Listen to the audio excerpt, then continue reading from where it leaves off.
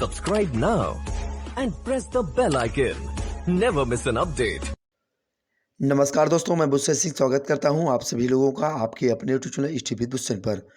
UP TET और super TET तैयारी कर रहे सभी छात्रों के लिए यह वीडियो बहुत ही हेल्पफुल रहने वाला है। ये दूसरा एपिसोड है बाल मनोविज्ञान का। इसमें जो क्वेश्चन है आपके नवीन पाठ्यक्रम पर आधारित हैं। अगर आप यूपी टेट और सुपर टेट की तैयारी कर रहे हैं तो यह वीडियो आपके लिए बहुत ही हेल्पफुल रहने वाला है। चलिए हम वीडियो को स्टार्ट करते हैं। ये पहला क्वेश्चन आपके सामने है।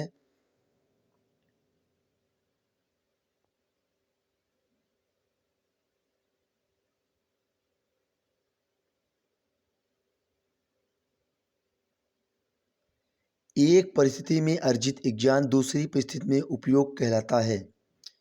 तो एक परिस्थिति में अर्जित ज्ञान का दूसरी परिस्थिति में उपयोग आपका सीखने में स्थानांतरण कहलाता है।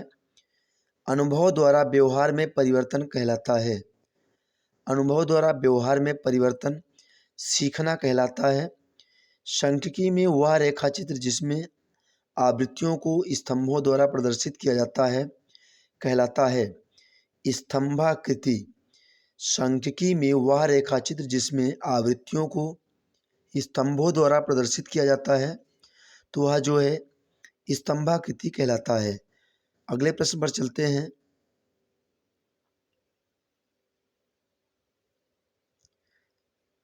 अगला प्रश्न है, विकास की किस अवस्था में बुद्धि का अधिकतम विकास होता है? तो विकास की किशोरावस्था में बुद्धि का अधिकतम विकास होता है। ऑप्शन नंबर 3 इस प्रश्न का सही जवाब होता है। शिशु का अधिकांश व्यवहार आधारित होता है। तो शिशु का अधिकांश व्यवहार मूल प्रवृत्ति पर आधारित होता है।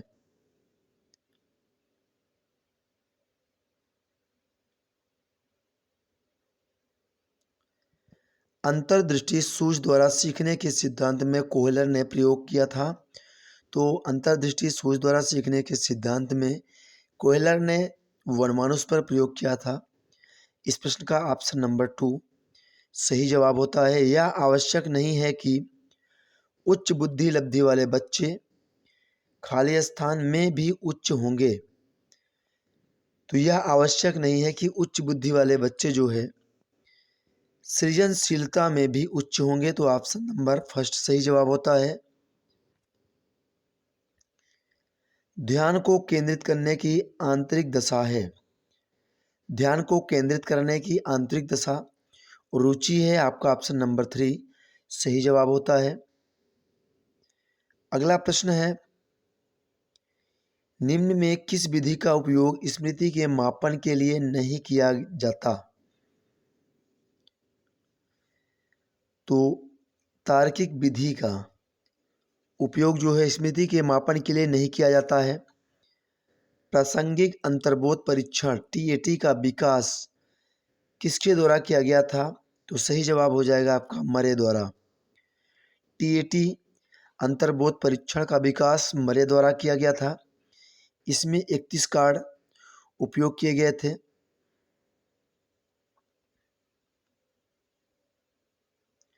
एक 11वां क्वेश्चन है, मनोविज्ञान का शिक्षा के क्षेत्र में सबसे बड़ा योगदान है। तो मनोविज्ञान का शिक्षा के क्षेत्र में सबसे बड़ा योगदान बाल केंद्रित शिक्षा है। आपका ऑप्शन नंबर 4 सही जवाब होता है।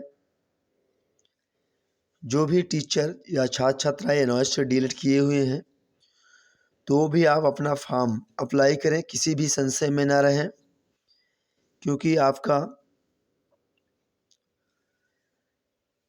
लखनऊ से जो भी निकल के आया है आपका केस का निर्णय और आपका पटना हाई कोर्ट, तो आप एलिजिबल हैं और एनसीटी का लेटर भी आपने देखा होगा। तो आप किसी भी संशय में ना रहें, आप अपना फॉर्म अप्लाई करें, क्योंकि एनओएस डीलिट को आपको बीटीसी के समकक्ष माना गया है। निम्नलिखित में से कौन सा वृद्धि और विकास के सिद्धांतों से संबंधित नहीं है?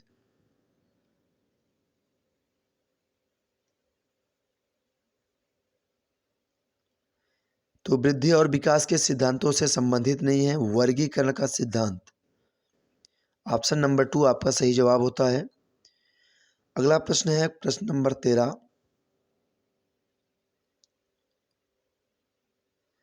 कक्षा शिक्षण में पाठ प्रस्तावना सोपान सीखने के किस नियम पर आधारित है? कक्षा शिक्षण में पाठ प्रस्तावना सोपान सीखने के तत्परता का नियम पर आधारित है। ऑप्शन नंबर 3 सही जवाब होता है। संप्रत्यय निर्माण का प्रथम सोपान है। संप्रत्यय निर्माण का प्रथम सोपान प्रत्यक्षीकरण है। आपका ऑप्शन नंबर 3 इस प्रश्न का सही जवाब है।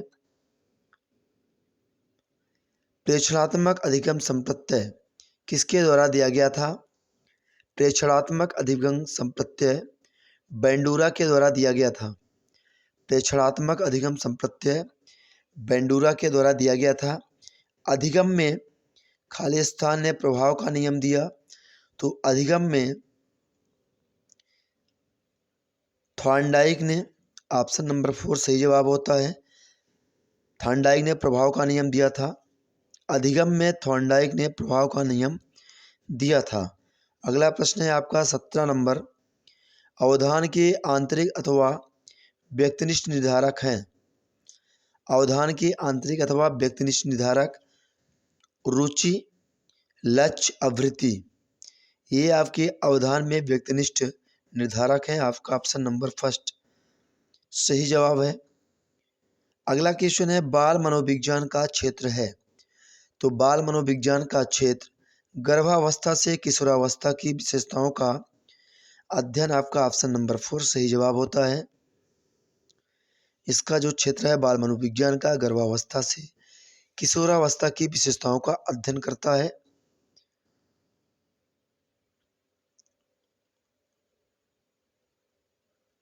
वह अवस्था जो कि माता के 21वें गुणसूत्र जोड़े के अलग न हो पाने के कारण होती है कहलाती है।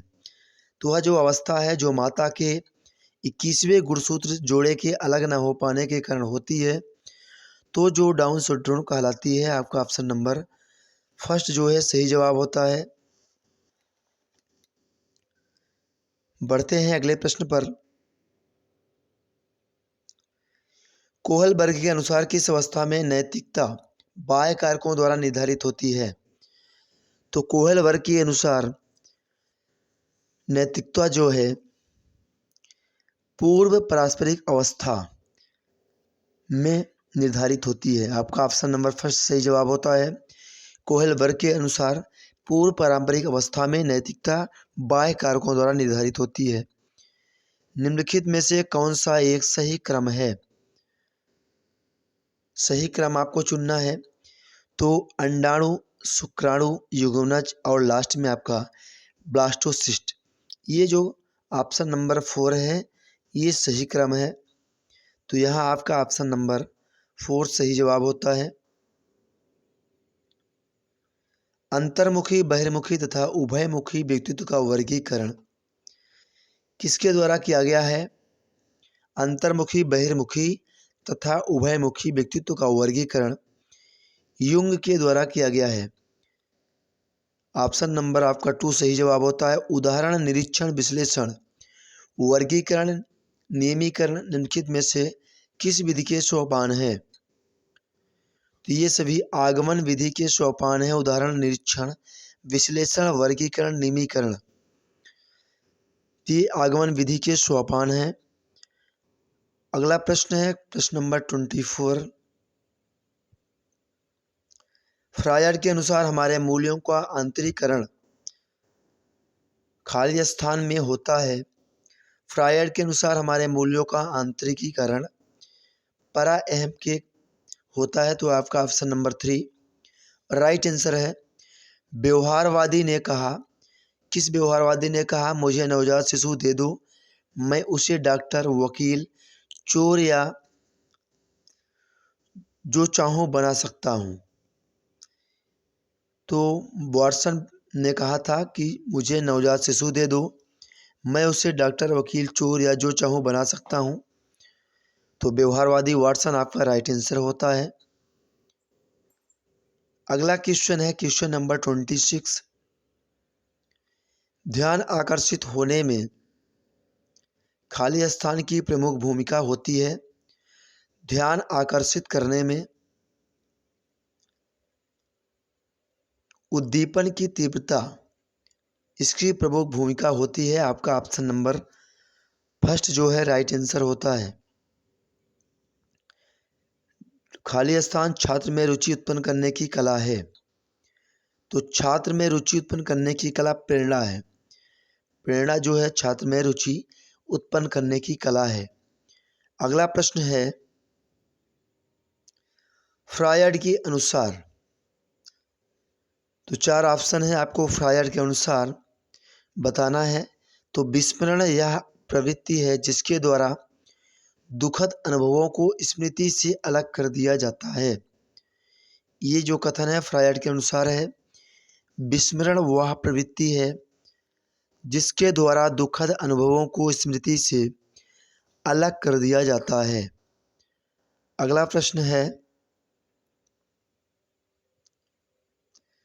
SOR किसके द्वारा प्रस्तावित किया गया है?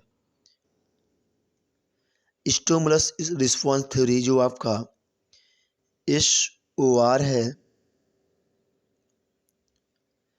तो ये किसके द्वारा प्रस्तावित किया गया है? तो वाटसन के द्वारा ये प्रस्तावित किया गया है। वह मापनी जिसमें अंतराल मापनी के समस्त गुण के साथ परम शून्य भी हो कहलाती है, तो वो आपकी नामित मापनी कहलाती है जिसमें अंतराल मापनी के समस्त गुण के साथ परम शून्य भी हो कहलाती है। तो इस तरह आपके इस प्रैक्टिस सेट के 30 क्वेश्चंस पूरे होते हैं। आशा करता हूं कि आपको वीडियो अच्छी लगी होगी। अगर वीडियो आपको अच्छी लगी है, हेल्पफुल लगी है, तो आप वीडियो को लाइक करें। अगर आप चैनल पर नए हैं, पहली बार देख रहे हैं, तो आप चैनल को सब्सक्राइब करें।